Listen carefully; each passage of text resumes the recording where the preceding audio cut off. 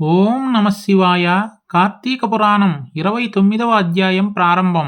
వశిష్ఠ మహర్షి జనక మహారాజుకు సుదర్శన స్తోత్రం గురించి వివరించాడు. అంబరీషుడు సుదర్శన చక్రముతో ఇలా అంటూ ఉన్నాడు: ఓ సుదర్శనమా, ఆగుము. ఈ దుర్వాస మహర్షి బ్రాహ్మణోత్తముడు, వేదం చదువుకున్నాడు. అటువంటి దుర్వాస మహర్షిని చంపడం నీకు సరికాదు.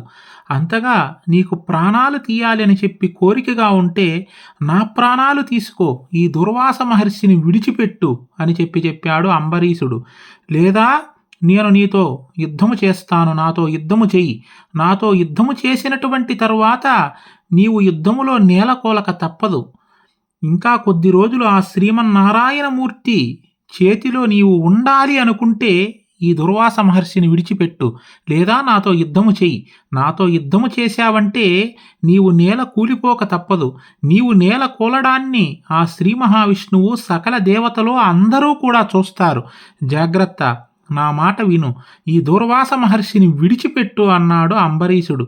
వెంటనే సుదర్శనుడు ఆ మాటలకు సంతోషించి, కానీ అంబరీషుణ్ణి పరీక్షించాలి అనేటటువంటి ఉద్దేశముతో ఇలా అంటూ ఉన్నాడు: అంబరీష, ఎంత మాటలు అంటున్నావయ్యా!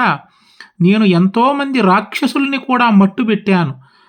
సాక్షాత్తు శ్రీమన్నారాయణమూర్తి చేతిలో ఉండేటువంటి సుదర్శన చక్రాన్ని, నాకు ఈ దుర్వాసుని ప్రాణమొక లెక్క, నాకు ఎవరూ కూడా లెక్కలేదు.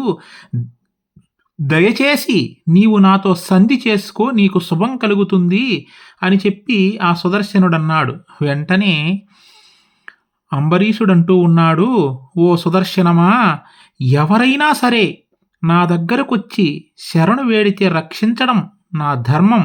ఇది ఒక క్షత్రియ ధర్మం. కాబట్టి నేను ఈ దుర్వాసుని రక్షించే తీరతాను అని చెప్పి ఈ అంబరీషుడన్నాడు. దయచేసి నా మాట విను.